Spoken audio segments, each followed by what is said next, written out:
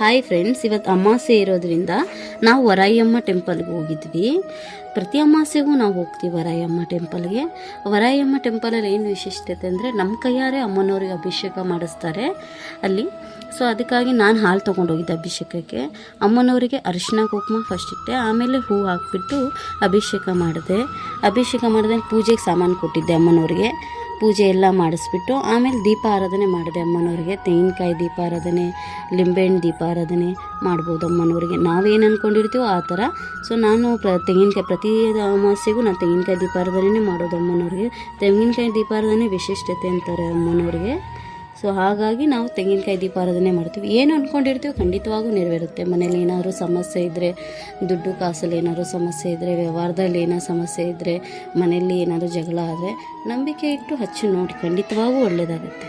5 ವಾರ 9 ವಾರ ಈ ಥರ ತೆಂಗಿನಕಾಯಿ ದೀಪ ಆರಾಧನೆ ಮಾಡೋದ್ರಿಂದ ಒಳ್ಳೆಯದಾಗುತ್ತೆ. ಸೊ ನೀವು ಯಾವ ಥರ ಅಂದ್ಕೊಂಡಿರ್ತೀರೋ ಆ ಥರ 5 ವಾರ ಹಚ್ಬೋದು, 9 ವಾರ ಹಚ್ಬೋದು, 11 ವಾರ ಹಚ್ಬೋದು, ಈ ಥರ ಹಚ್ಬೋದು.